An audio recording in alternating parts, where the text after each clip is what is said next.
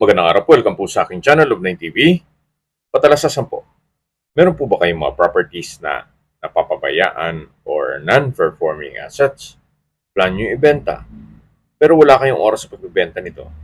Kung ito'y pagkakatiwala nyo po sa amin, tawag lang po kayo sa aking numero, usap po tayo, gawan ko po ng video for free. Yes, libre po, wala po kayong babayaran. Tutulungan pa namin kayong mabenta ang inyong property. Kami na po bala sa marketing, sa boosting or paid ads. Even sa tripping, hindi na po kayo mapapagod sa pag-entertain ng mga buyers. Kami na po bala sa lahat. Tawag lang po kayo. Nandito po tayo ngayon sa Naik, Cavite kung saan meron po tayong bagong video presentation. Isang private farm resort na may lot area na 6,740 square meters. Ito po yung titulado, kaya wala po kayong maging problema sa documentation o sa transfer ng title. Dito po sa loob ng property ay meron pong mga structure. Ito pong 2-story house, may 2 bungalow house, may pavilion, adult and kiddie pool, may cottages, at sa likod po nitong bahay ay meron pong mahigit kumulang na kalahating hektarya na pwede pong gawing extension nitong resort o di kaya'y pagtanman. Ito po yung harapan ng bahay at meron pong pathway. Mula po dito matatanaw natin ang pavilion. Then meron pong mga garden set sa gilid dito. Yan po yung harapan ng bahay na kung saan nakabakod na po. At ito po ay along the highway. Nandito po tayo sa gilid ng bahay kung saan dito po yung poolside at ito po yung pavilion. Malaki po ang espasyo niyan. At dito naman po yung kiddie pool at dito naman yung adult pool. Meron pong metal frame at net dito sa taas at ito po yung cottage. Dito po sa kabilang side ng cottage ay meron pong mga ihawan. At dito naman po ay may panibagong structure kung saan isa rin po ito sa malaking cottage. Ito po yung tinutukoy ko sa inyo na mahigit kumulang na kalahating hektarya. Na pwede po itong gawing events place o di kaya'y extension ng resort o kung mahilig kayo magtanim, pwede naman itong taniman. Napakalawak po. Ang kagandahan po dito sa property ay napakatahimik ng lugar, sariwang hangin, at sa klima naman po, banayad lang, hindi naman siya ganun kainit at hindi naman ganun kalamig. Dito po tayo sa dulo nitong swimming pool kung saan ito po'y guitar shape. Then meron pong tower na pwede rin dyan pumesto ang lifeguard. At dito naman po ay meron pong stock room. Then yan po yung likod ng bahay. At dito naman po yung balkonahe. Then matatanaw natin yung pavilion. Actually, galing na po tayo dito kanina. Yung sa harapan ng bahay. Kung pag-start ng video, diyan na po tayo pumwesto. Yan po yung garden set. At ito na po yung main house. Ang kagandahan po dito sa property to ay meron na po kayong possible na gawing rest house. At kung sakali man na i-convert nyo sa staycation business, yung 2 bahay na bungalow house, ito po yung magiging income generating aside from dun sa mga pag-swimming sa private pool. So yan po yung harapan ng bahay. Yan po yung main gate at highway na po yung labas niya. So ito po yung main door. Ito po yung naka-double aluminum screen door. Ganun din po dito sa loob. Double wooden door. At welcome po dito sa bahay ni Ma'am at Sir. Napakaganda po ng disenyo nitong ceiling. Wooden carved. Open concept lang po ito. Kaya maaliwalas. Ito po yung living area o salas na napakalaki po ng espasyo nito. Ito pong ceiling ay naka-wooden carved din. Then meron pong access door na papunta naman sa garahe. Hanggang dito po ang living area. At meron pong kwarto sa likod niyan. Mamaya ikutan natin.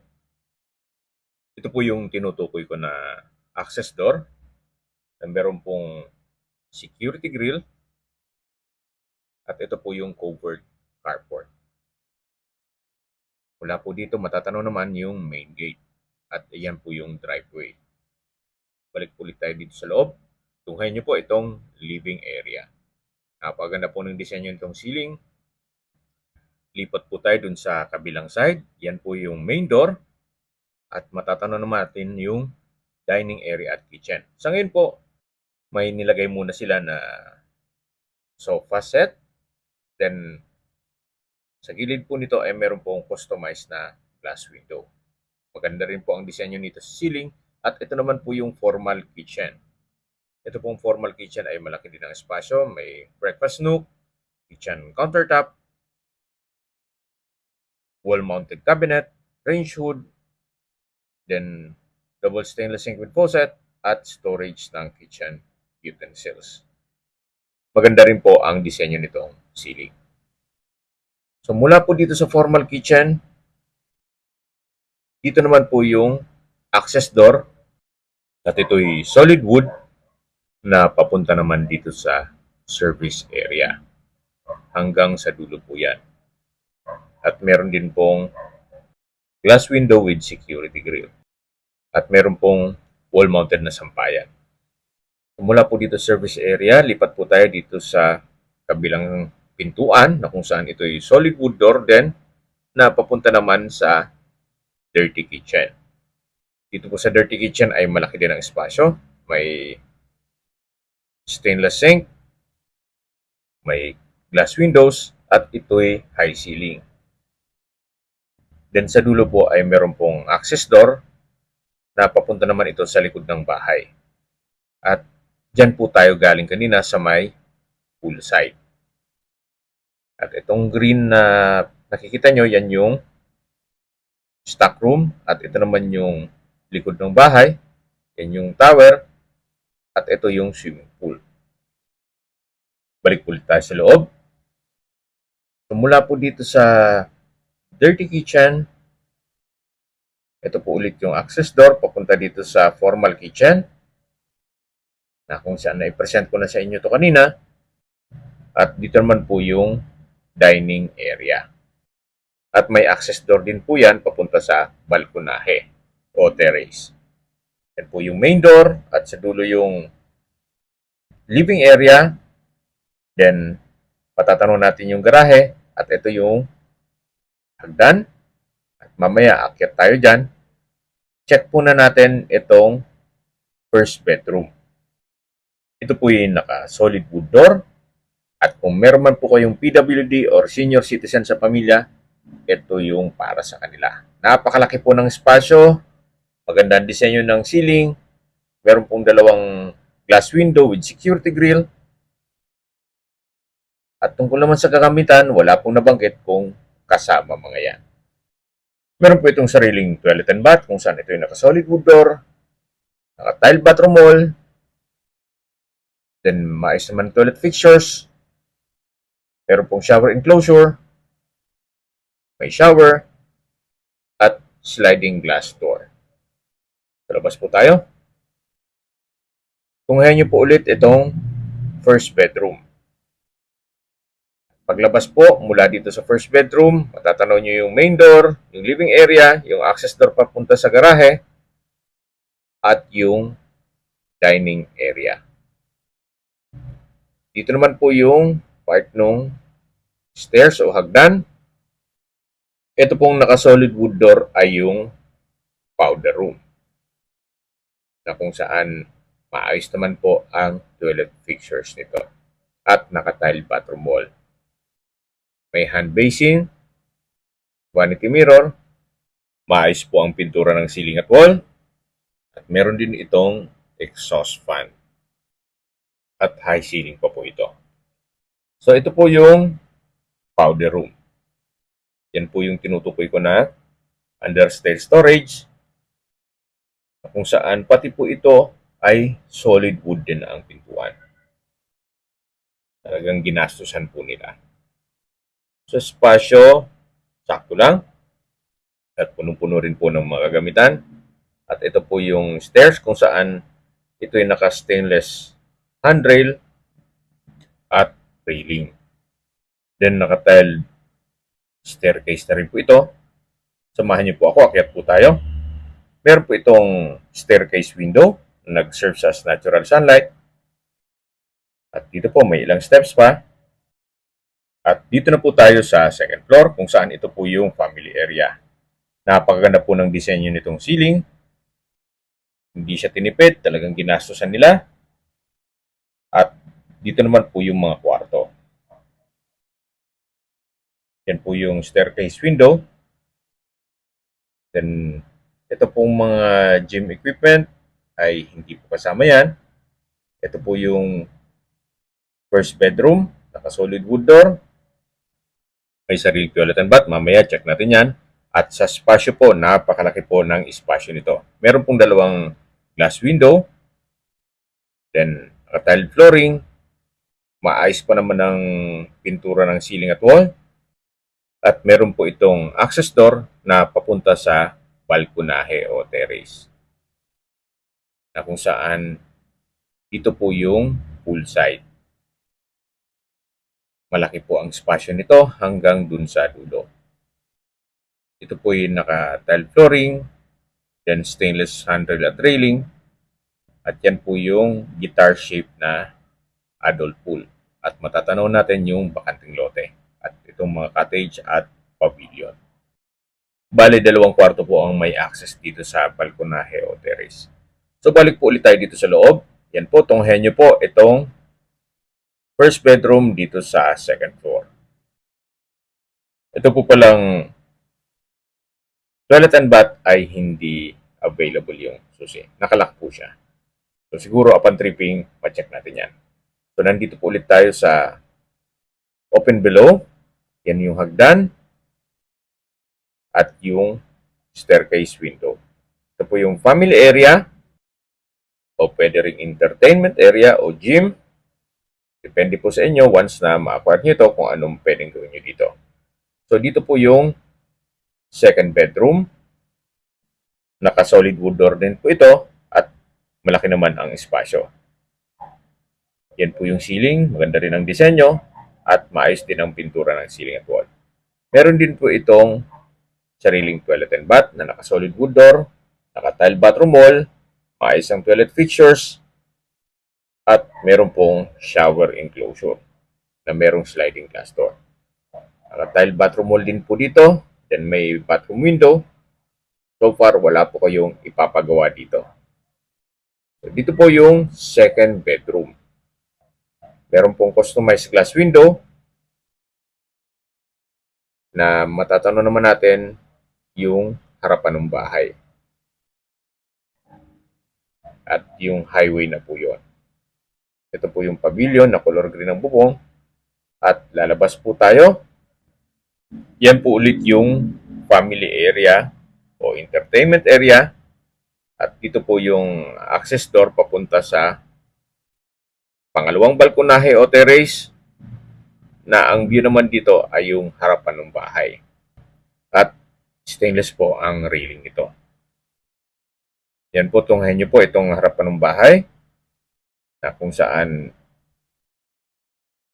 yan po yung highway at ito pong color yellow na bahay ay kasama po yan. Then ito pong pavilion, then sa dulo po ay meron pong another structure na kasama pa nitong property. Ito po yung French design na glass door. At babalik po ulit tayo dito sa loob. Ito po yung third bedroom na kung saan yan po yung master's bedroom. Meron pong natutulog. Kaya hindi natin mapasok yan. Pan-tripping, pwede po natin i-check yan. Ito naman po yung kwarto na na-check na natin. Samahan niyo po ako. Baba po tayo. At habang pinagmamasdan niyo po ito, summarize ko lang po sa mga nag-skip ng video. Ito pong property ay nasa Naik, Cavite. Ito po'y isang private farm resort o rest house na may total lot area na 6,740 square meters. Tungkol sa dokumento nito, ito po'y titulado. Kaya wala po yung maging problema sa documentation o sa transfer ng title. Pero po itong main house kung saan itong na-present ko sa inyo kanina at yung natatanong natin, yung pavilion at meron pong dalawang bungalow house. Yung malapit sa gate at sa likod nitong pavilion.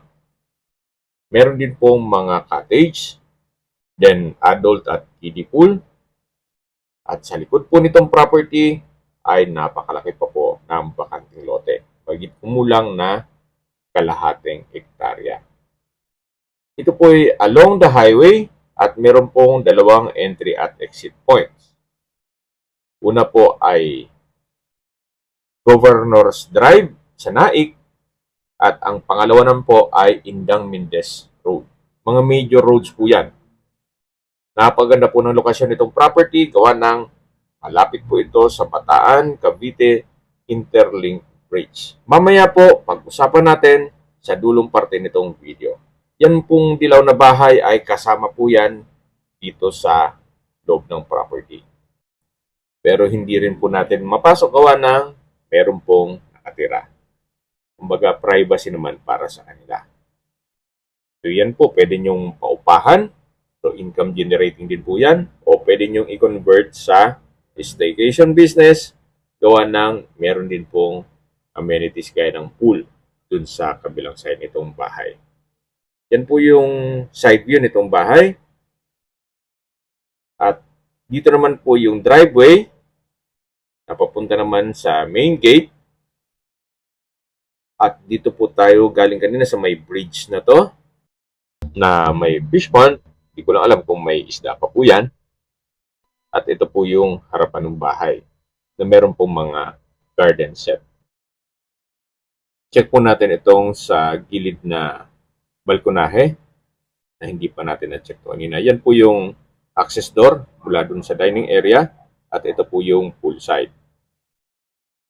Mula po dito sa balkonahe, check na natin itong pavilion. Maayos naman po ang structure nito, malaki ang espasyo, napaganda ng disenyo nitong ceiling at ito po yung naka glass walls and windows. Kaya napaganda po nitong gawing events place. Para kung small occasion, pwede na po ito. Ito naman po yung kitchen.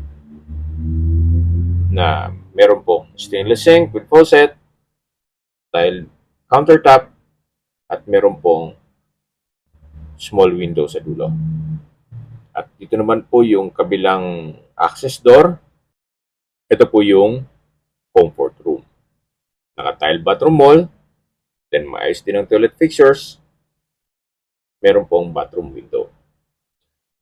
Then po, tunghayin nyo po ulit itong pavilion na kung saan naka-tile flooring, napaganda ng disenyo, at wala rin po kayong ipapagawa dito.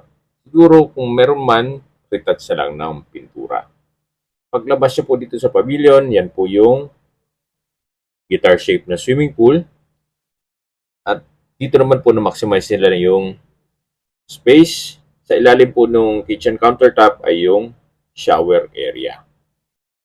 At dito naman sa kabila ay yung common toilet and bath. Na kung saan ito yung naka-tile bathroom wall. At dito naman po sa kabila ay yung pump room o stock room. At yan po yung likod ng bahay na bungalow house na kasama pa yan sa property na binibenta. Ito po yung kiddies pool. Then, mga cottage. At iikutan po ulit natin. Yan po yung first cottage, second cottage. At dito naman po yung mga ihawan. At sa ilalim po nitong last cottage ay meron pa pong storage. Ito po ulit yung poolside. Yan po yung bakanting lote. At dito naman yung cottage na meron pong 1 bedroom with toilet and bath. Dito po sa bungad ay meron pong toilet and bath na naka-tile bathroom wall, may bathroom window, at ito naman yung bedroom. Kung meron man po kayong bisita, pwede rin po itong gawing guest room kung ayaw nyong magnegosyo ng resort business. So, labas po ulit tayo. Dito po sa labas ay meron pong concrete na chairs and tables. So, tunghayan nyo po ulit itong farm lot bago natin tapusin ang video. Napakaganda po, napakaaliwalas. There's a lot of rooms for improvement dito. Kung ano man ang magiging project nyo. Kung mahilig kayo sa baka, kambing o kabayo, pwede po itong gawing rancho. Hanggang sa dulo po yan, dun sa may mga bakod. Napakalawak po. May ilang fruit-bearing trees na rin po dito. Halo-halo na rin po yan. Habang pinagmamasdan niyo po ito, pag-usapan na natin ang distance, location, at travel time. Kaya po nang sabi ko sa inyo kanina, ito pong property ay along the highway. Meron pong dalawang entry at exit points na major highway, gaya ng Governor's Drive sa Naik at Indang Mindez Road. Mula po sa bayan ng Naik, ang distance is 9.1 kilometers at ang travel time is 12 minutes. Mula naman po sa bayan ng Indang, ang distance is 9.6 kilometers at ang travel time is 14 minutes. So in between po ito ng Naik at Indang. Mula naman po sa Naik Medical Hospital, ang distance is 9.8 kilometers at ang travel time is 18 minutes. Yan po yung lagi kong binabanggit sa aking video na dapat nyo i-consider sa paghanap ng property o meron pong malapit na hospital. Hindi ko naman po sinasabing sakitin kayo. Yan naman po ay for emergency purpose lang naman. At kanina po nabanggit ko na ito yung malapit sa Bataan Cavite Interlink Bridge. Ang distance po ay 12 kilometers at ang travel time is 18 minutes. Mula naman po sa Tagaytay, ang distance is 28.5 kilometers at ang travel time is 44 minutes. Mula naman po sa Manila o sa airport, ang distance is 47.5 kilometers at ang travel time is 1 hour and 30 minutes. Ito po yung tinutukoy ko na isang bungalow house na kasama po ito sa loob ng property. So, hindi rin po available yung susi nito, kaya hindi natin mapasok. Pero ito po ay livable pa naman. Gawa ng maayos pa naman po ang structure ito, pati pintura. So ito rin po, pwede nyo po itong paupahan ng long term o pwede rin gawing staycation business, gawa ng meron pong amenities gaya ng swimming pool. Hanggang dito po ang property line at hanggang sa dulo po yan. Okay, sa presyo na po tayo. Binibenta po ito ni owner sa halagang 35 million pesos. Kung may mga katanungan po kayo, tawag lang po kayo sa aking numero. At sa mga kababayan naman natin na sa ibang bansa, meron po akong Telegram. Sa mga iPhone user man may iMessage. Meron din pong Imo, Skype, Viber at WhatsApp. Same number lang po, 0917-316-3399. Sa mga nagtatanong naman po ng aming Facebook, meron po kaming Facebook page na Nov9TV at Facebook Reels video. Meron din pong TikTok at Instagram. May ibang YouTube channel po kami na The Nov9TV channel at Nov9TV Listings.